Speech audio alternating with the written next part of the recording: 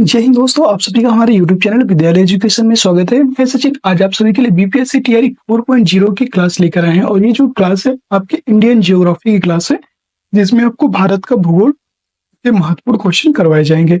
और ये सभी के सभी क्वेश्चन जो है बीपीएससी के द्वारा पूछे गए बीपीएससी घटना चक्र के क्वेश्चन करवाए जा रहे हैं, जो स्वयं बीपीएससी ने बार बार अपने एग्जाम में पूछा हुआ है। चलिए स्टार्ट करते हैं आज के इस क्लास में। पहला क्वेश्चन है आज की क्लास का, भारत में यरलुंग जंगबो नदी को किस नाम से जाना जाता है? गंगा, सिंधु, ब्रह्मपुत्र, महानदी। ये बताना है कि यरलुंग जंगबो नदी को किस नाम से भारत में जाना जाता है। भारत में इसको ब्रह्मपुत्र के नाम से जाना जाता है। सी ऑप्शन करेक्ट हो जाएगा। भारत में यरलुंग जंगबो जो है जियांग नदी को ब्रह्मपुत्र नदी के नाम से जाना जाता है और यह नदी तिब्बत में सांगपो तथा बंगाल में जमुना कहलाती है। याद रखिएगा, अलग अलग क्षेत्रों में अलग अलग स्थानों में इसका नाम अलग अलग याद रखिएगा। अगला प्रश्न है क्वेश्चन नंबर 32। तेल नदी निम्नलिखित नदियों में से किसकी सहायक नदी है? बागमती, घाघरा, गंडक, कमला, उपरोक्त में से कोई नहीं है एक से अधिक। तेल नदी की सहायक नदी इनमें से कोई नहीं है। इसका राइट आंसर हो जाएगा ए ऑप्शन। तेल नदी जो है महानदी की प्रमुख सहायक नदी है और यह उड़ीसा राज्य की प्रमुख नदी है। महानदी अन्य सहायक नदियों में से जो है शिवनाथ, जोंक, हसदो, येब, मांड आदि जो है महानदी के प्रमुख अन्य सहायक नदियां हैं। नेक्स्ट प्रश्न 33। निम्नलिखित में से कौन सी नदियां बंगाल की खाड़ी में गिरती हैं? गंगा, ब्रह्मपुत्र, गोदावरी, महानदी कृष्णा, कावेरी, लूनी, नर्मदा तथा ताप्ती। दोनों ए और बी दोनों। तो याद रखिए गंगा, ब्रह्मपुत्र, गोदावरी, महानदी कृष्णा, कावेरी, ये जो है जितनी 6 नदियां हैं सभी आपके बंगाल की खाड़ी में गिरती हैं। ए और बी इसका राइट आंसर हो जाएगा। गंगा, ब्रह्मपुत्र, गोदावरी, महानदी कृष्णा, कावेरी, पेन्नार, स्वर्ण रेखा तथा ब्रह्मणी बंगाल की खाड़ी में गिरने वाली प्रमुख नदियां हैं। कई बार आपसे पूछ लेता है कि बंगाल की खाड़ी में गिरने वाली नदियां कौन सी हैं, तो याद रखिएगा ये सभी जितनी भी नदियां हैं सभी बंगाल की खाड़ी में गिरती हैं। 34 नंबर प्रश्न है, निम्नलिखित में से गंगा नदी घाटी का भाग कौन सी उपनदी है? शंख, उत्तरी कोयल, दक्षिणी कोयल, बराकर, उपरोक्त में से कोई नहीं, यह एक से अधिक। इसका राइट आंसर हो जाएगा उपरोक्त में से एक से अधिक, क्योंकि उत्तरी कोयल और बराकर जो नदियां हैं ये दोनों आपस में जो है गंगा की उपनदियां हैं। गंगा नदी घाटी की उपनदी है उत्तरी कोयल और बराकर नदी, इसलिए इसका राइट आंसर हो जाएगा उपरोक्त में से एक से अधिक। ये ऑप्शन सही हो जाएगा। उत्तरी कोयल झारखंड से बहने वाली एक नदी है जो सोन नदी घाटी की एक सहायक नदी है। यह सोन नदी के दाहिने तट पर मिलती है। सोन नदी दक्षिण भाग से गंगा नदी में मिलने वाली दूसरी सबसे बड़ी, पहली यमुना और दूसरी सबसे बड़ी नदी है सोन नदी, जो पटना के पास गंगा में मिलती है। दक्षिणी कोयल नदी झारखंड व उड़ीसा में प्रवाहित होती है। दक्षिणी कोयल नदी जो है उत्तरी कारो नदी के साथ मिलकर कोयल नदी के रूप में प्रवाहित होती है, जो उड़ीसा के राउरकेला के पास शंख नदी से मिलकर ब्राह्मणी नदी के पास प्रवाहित होती है। बराकर नदी जो है दामोदर नदी की मुख्य सहायक नदी है, जो झारखंड के कोडरमा पहाड़ से निकलकर हजारीबाग से होते हुए दामोदर नदी में मिलती है। दामोदर जो है हुगली नदी से मिलती है। इस प्रकार बराकर और उत्तरी कोयल जो है गंगा नदी घाटी के उप नदियां है। इस तरह प्रश्न का उत्तर आपका विकल्प ये हो जाएगा एक से अधिक। अगला प्रश्न है आपका क्वेश्चन नंबर 35। सोन और गंगा नदी का संगम बिहार के किस जिले में होता है? वेरी वेरी इंपॉर्टेंट क्वेश्चन, आपसे कभी भी एग्जाम में आ सकता है, पूछ सकता है। किसी भी एग्जाम में 1 to 5 हो, 6 to 8 हो, किसी भी एग्जाम में पूछ सकता है ये क्वेश्चन। बक्सर, पटना, भोजपुर, नालंदा, उपयुक्त में से कोई नहीं, है एक से अधिक। ये आपका 67वीं बीपीएससी 2022 में भी पूछा गया है। और सोन और जो गंगा नदी है ये आपस में पटना जिले में मिलती हैं। बी ऑप्शन करेक्ट हो जाएगा। 36 नंबर प्रश्न है, निम्न में से कौन सा शहर गंगा नदी के किनारे स्थित नहीं है? फतेहपुर, भागलपुर, उत्तरकाशी, कानपुर। इसमें कौन सा गंगा नदी के किनारे स्थित नहीं है? वो है उत्तरकाशी। सी ऑप्शन करेक्ट हो जाएगा। फतेहपुर, भागलपुर और कानपुर ये तीनों गंगा नदी के किनारे स्थित शहर हैं। गंगा नदी की प्रधान शाखा भागीरथी है, जो उत्तराखंड के उत्तरकाशी जिले के गोमुख नामक स्थान से निकलती है। देवप्रयाग में भागीरथी व अलकनंदा के संगम से गंगा का निर्माण होता है, अतः उत्तरकाशी का संबंध भागीरथी से है, न कि गंगा से। फतेहपुर, भागलपुर व कानपुर गंगा नदी के किनारे स्थित है। 37 नंबर प्रश्न है, निम्नलिखित में से कौन सा एक सबसे सूखा स्थान है? मुंबई, दिल्ली, लेह, बेंगलुरु। तो याद रखिएगा लेह जो लद्दाख का लेह है यह सबसे कम वर्षा वाला स्थान है, सबसे सूखा स्थान है। सी ऑप्शन इसका करेक्ट हो जाएगा। अगला क्वेश्चन है 38। अमृतसर एवं शिमला लगभग एक ही अक्षांश पर स्थित हैं, परंतु उनकी जलवायु में भिन्नता का कारण क्या है? उनकी ऊंचाई में भिन्नता, उनकी समुद्र से दूरी, शिमला में बर्फबारी, अमृतसर में प्रदूषण। तो याद रखिएगा, ऊंचाई में भिन्नता, दोनों की ऊंचाई में भिन्नता है, इसलिए इनकी जो जलवायु में भी भिन्नता है। ये ऑप्शन करेक्ट हो जाएगा। अमृतसर 31 डिग्री 29 मिनट से 32 डिग्री 3 मिनट नॉर्थ एवं शिमला की बात करेंगे तो ये 30 डिग्री 45 मिनट से 31 डिग्री 44 मिनट नॉर्थ लगभग एक ही अक्षांश पर स्थित है, परंतु उनकी जलवायु में भिन्नता का कारण उनकी ऊंचाई में भिन्नता का होना है। अमृतसर की समुद्र तल से ऊंचाई 175 से 200 मीटर है, जबकि शिमला की समुद्र तल से ऊंचाई 300 से 600 मीटर है। उपमंडल में ऊंचाई बढ़ने के साथ ही तापमान में गिरावट आ जाती है, ये आपको पता ही है। 39 नंबर प्रश्न है, भारत की सर्वाधिक वर्षा मुख्यतः होती है उत्तर पूर्वी मानसून से, वापस होती मानसून से, दक्षिण पश्चिम मानसून से या संवहनी वर्षा से। तो याद रखिएगा, आपका जो ये दक्षिण पश्चिम मानसून होता है, दक्षिण पश्चिम मानसून से सबसे अधिक वर्षा होती है। सी ऑप्शन यहाँ पे राइट हो जाएगा, दक्षिण पश्चिम मानसून। और यहाँ पे भारत की सर्वाधिक वर्षा होती है। मौसम विभाग के अनुसार दक्षिण पश्चिम मानसून से ही जो है भारत की कुल वर्षा का लगभग 75% हिस्सा प्राप्त होता है। 40 नंबर क्वेश्चन है, दुमट्टी या दोमट इसी को भी बोलते हैं, और दुमट्टी, दोमट या लोम मिट्टी में मिट्टी का कौन सा कण मिलता है, ये आपको बताना है। इसमें मिट्टी का कौन सा कण मिलता है, ये आपको बताना है। बालू कण, चिकना कण, आंसू कण या सभी प्रकार के कण।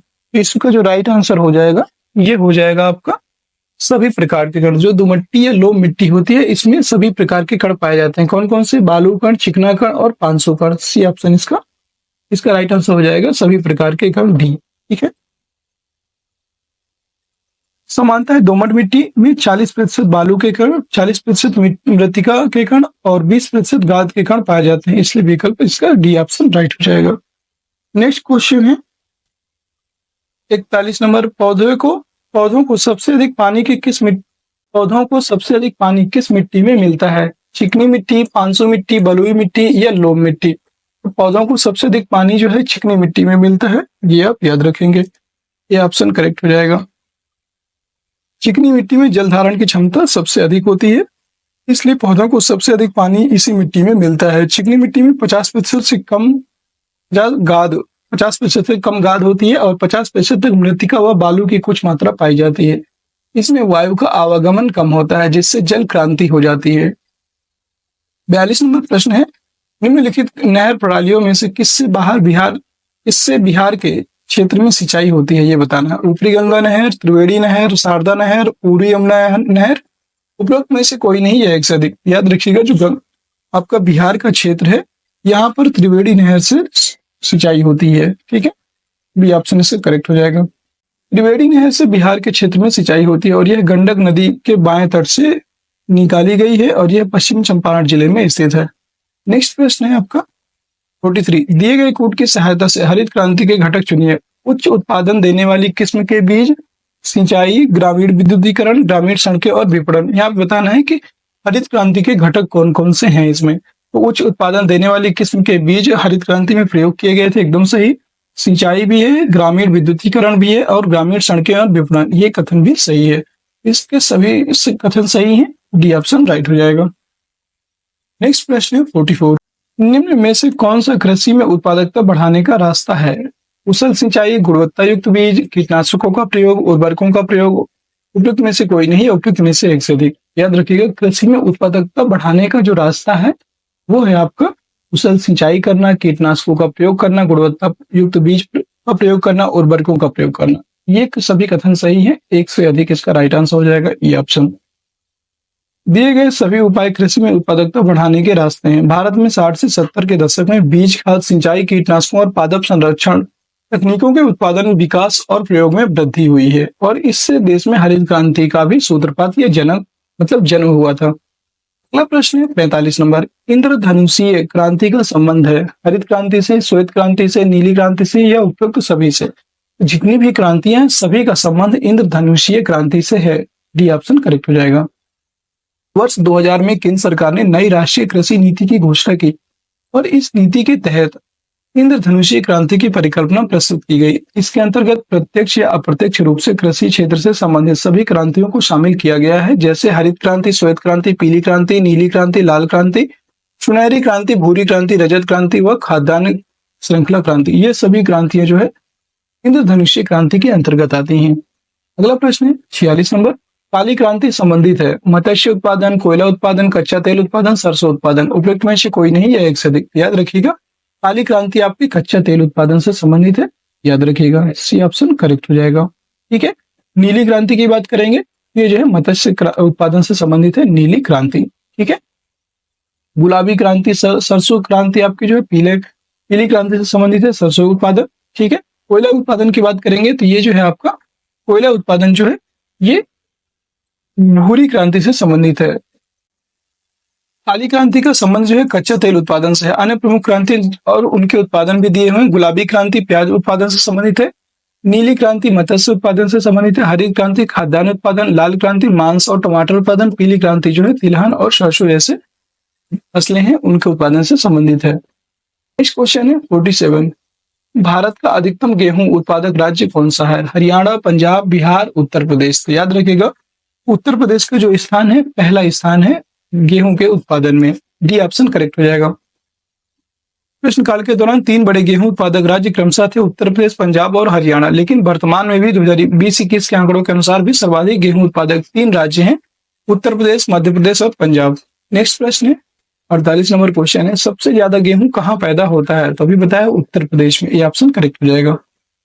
49 नंबर क्वेश्चन है, भारत के किन राज्यों में गन्ना सबसे ज्यादा पैदा होता है? ये बताना है। बिहार एवं उत्तर प्रदेश एवं राजस्थान, आंध्र प्रदेश एवं जम्मू कश्मीर, पंजाब एवं हिमाचल प्रदेश। याद रखेंगे, बिहार और उत्तर प्रदेश में सबसे अधिक गन्ने का उत्पादन होता है। ये ऑप्शन इस यहाँ पे राइट हो जाएगा। नेक्स्ट क्वेश्चन है क्वेश्चन नंबर 50। क्वेश्चन नंबर 50 है, ध्यान से देखिएगा। भारत के निम्न राज्यों में से इसे चीनी का कटोरा कहा जाता है? ये बताना है, इसे जो है चीनी का कटोरा कहा जाता है। उत्तर प्रदेश, महाराष्ट्र, बिहार, हरियाणा, उपयुक्त में से कोई नहीं या एक से अधिक। ये आपका 64वें यूपीएससी प्री 2018 में क्वेश्चन पूछा गया है और चीनी का कटोरा जो है उत्तर प्रदेश को कहा जाता है। ये ऑप्शन यहाँ पे राइट हो जाएगा। उत्तर प्रदेश को भारत का चीनी का कटोरा कहा जाता है। यह गन्ने का सबसे बड़ा उत्पादक राज्य है। वर्ष 1920 में चीनी का सबसे बड़ा उत्पादक राज्य है और वर्ष 2021 और 2021 में भी चीनी का सबसे बड़ा उत्पादक राज्य है। और याद रखेंगे, जो अभी नई रिपोर्ट आई है 2022-23, उसमें भी जो है उत्तर प्रदेश पहले स्थान पर है। ये आप याद रखेंगे। 51 नंबर क्वेश्चन है, भारत में एकमात्र राज्य जो केसर का उत्पादन करता है? हिमाचल प्रदेश, असम, जम्मू कश्मीर, मेघालय। उपयुक्त में से कोई नहीं या एक से अधिक। याद रखिएगा, केसर उत्पादन करने वाला एक ही राज्य है जम्मू कश्मीर। ये ऑप्शन राइट हो जाएगा। उपयुक्त विकल्पों में से भारत में केसर सैफरॉन उत्पादक एकमात्र राज्य जम्मू कश्मीर है और यहाँ प्राचीन काल से ही केसर का उत्पादन किया जा रहा है। वर्तमान में जम्मू कश्मीर की एक केंद्र शासित प्रदेश है, यह भी आप याद रखेंगे। लेकिन ठीक है, और आप सभी को पता है कि ये जो क्लास है ये बीपीएससी घटना चक्र की बुक से करवाया जा रहा है। तो आप जो भी विद्यार्थी, जो भी दोस्त हमारे बीपीएससी का एग्जाम देने वाले हैं, उनके लिए भी ये बहुत ही इंपॉर्टेंट होगी। और आप जितने भी अदर एग्जाम बिहार के देने वाले हैं स्पेशली, उन सभी के लिए तो इम्पोर्टेंट होने वाला है। ये जो क्लास है बहुत इंपॉर्टेंट होगा। और आप सभी के लिए एक सूचना है कि आप सभी लोग जो है अपनी तैयारी को लगातार कंटिन्यू करते रहें। स्टेट का डेट आ रहा है, ये स्टेट का जो है शायद उम्मीद है कि जून लास्ट में इसका एडमिट कार्ड आ जाएगा स्टेट वालों का, क्योंकि जून में अगर इसका एडमिट कार्ड आएगा तो लास्ट जून या जुलाई फर्स्ट में वीक में इसका एग्जाम हो जाएगा। और जो अगस्त वाली आपकी वैकेंसी है उसमें 100% ये जो स्टेट वाले हैं इनका रिजल्ट भी आ जाएगा और जो अगस्त वाली वैकेंसी है उसमें इनको मौका दिया जाएगा। इस वजह से भी स्टेट का एग्जाम आपका जून लास्ट में करवाने की पूरी संभावना हो रही है। ठीक है, कल देर रात इसकी खबर आई थी, इसलिए मैं सोचा आपको बता देता हूँ। नेक्स्ट क्वेश्चन है 52। निम्न में से नकदी फसल कौन सी नहीं है? जूट, मूंगफली, ज्वार, गन्ना। उपयुक्त में से कोई नहीं है एक से अधिक। याद रखिएगा, इसमें जो है जूट, मूंगफली और गन्ना, ये तीनों जो है नकदी फसलें हैं, जबकि ज्वार नकदी फसल नहीं है। इसी ऑप्शन करेक्ट हो जाएगा।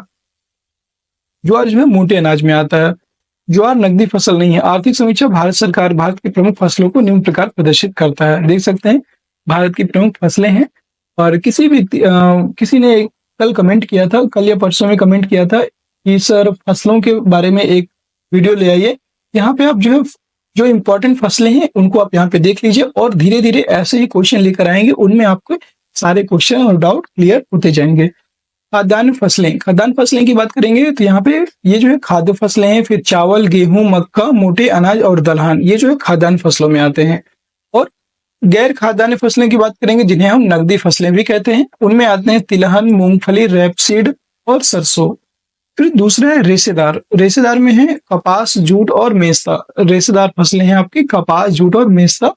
बागानी फसलें की बात करेंगे, ये जो है चाय, कॉफी, रबड़, ये बागानी फसलें हैं। और चौथा है अन्य, जिसमें गन्ना, तंबाकू और आलू, ये आते हैं गन्ना, तंबाकू, आलू। ये जो है देखिए, गैर खाद्यान्न फसलें में 4 प्रकार की फसलें आती हैं और खाद्यान्न फसलों में एक ही प्रकार की फसलें आती हैं। ये अब 2 प्रकार की फसलें आती हैं खाद्यान्न फसलों में, और गैर खाद्यान्न फसलों में जो है 4 प्रकार की फसलें आती हैं। नेक्स्ट क्वेश्चन है 53। भारत के कौन से 2 राज्य सबसे बड़े पैमाने पर लौह अयस्क से संपन्न है? बिहार और पश्चिम बंगाल, मध्य प्रदेश और उड़ीसा, बिहार और उड़ीसा, मध्य प्रदेश और पश्चिम बंगाल। याद रखिएगा, मध्य प्रदेश और उड़ीसा लौह अयस्क के लिए सबसे संपन्न राज्य हैं। बी ऑप्शन करेक्ट हो जाएगा।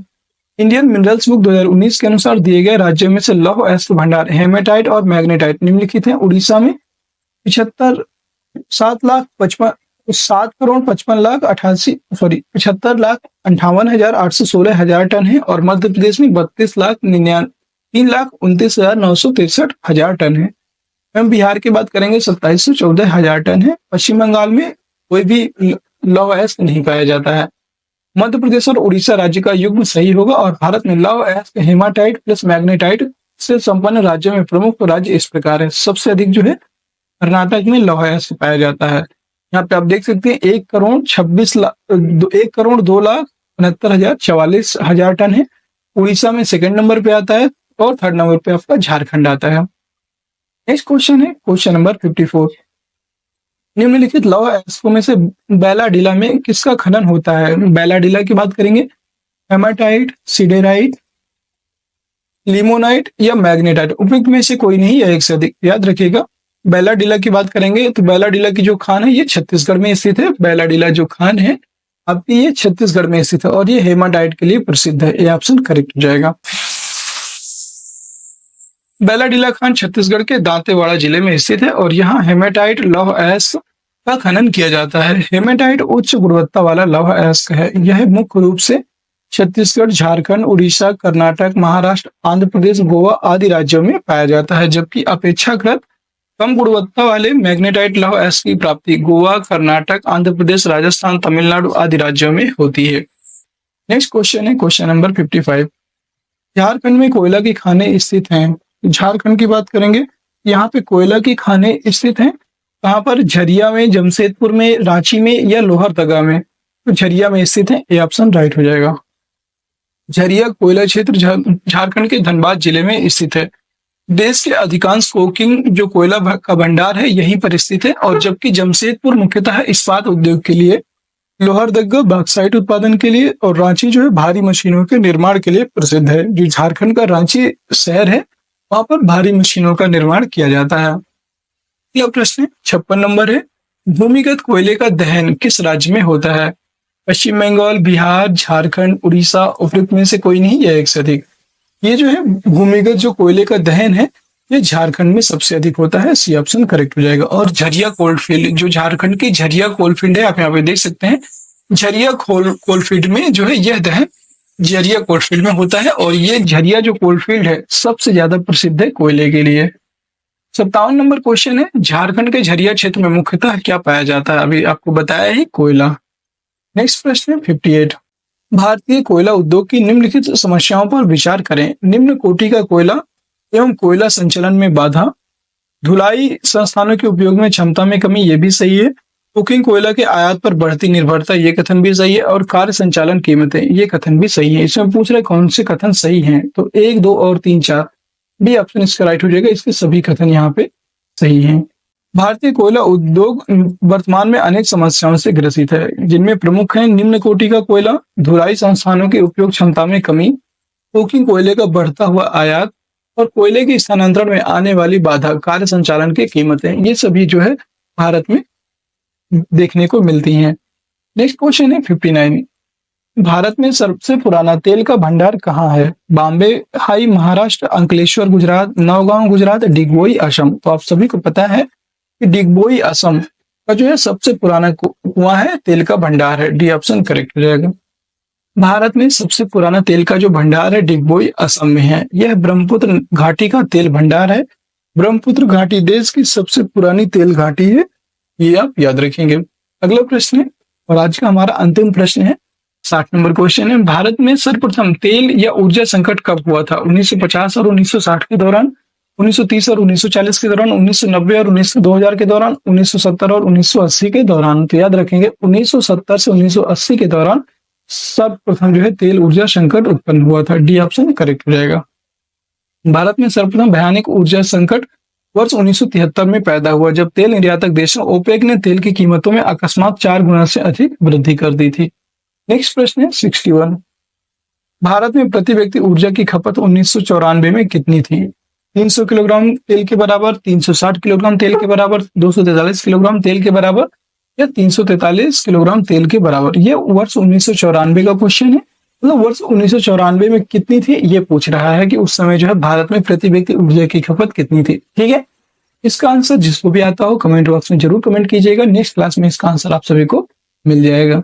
कैसी लगी आज की क्लास कमेंट में सेक्शन में जरूर बताइएगा। क्लास पसंद आई हो तो क्लास को एक बार सभी लोग जो है लाइक कर दीजिए, शेयर कर दीजिए और चैनल में नए हैं तो चैनल को सब्सक्राइब भी अवश्य कर लीजिए। मिलते हैं फिर किसी नेक्स्ट वीडियो में, तब तक के लिए जय हिंद जय भारत। और सभी लोग जो हमारे टेलीग्राम चैनल को अवश्य ज्वाइन कर लीजिए, जिसका लिंक आपको वीडियो के डिस्क्रिप्शन में मिल जाएगा। आप सर्च कर सकते हैं विद्यालय एजुकेशन आप ही सर्च कर सकते हैं टेलीग्राम में। वहां पे भी आपको जो है टेलीग्राम चैनल के बारे में जानकारी मिल जाएगी, वहां से आप ज्वाइन कर लीजिएगा। और टेलीग्राम ज्वाइन करने के पश्चात ही आपको बहुत सारे वीडियोज के लिंक्स और जो है पीडीएफ्स, क्लास की पीडीएफ्स आपको वहां पे प्रोवाइड की जाती हैं, जैसे करंट अफेयर्स है, जीके जीएस है। वहां से आप जो है चेकआउट कर सकते हैं और अपनी तैयारी को और भी आगे बढ़ा सकते हैं। फिर मिलते हैं नेक्स्ट वीडियो में, तब तक के लिए जय हिंद जय भारत।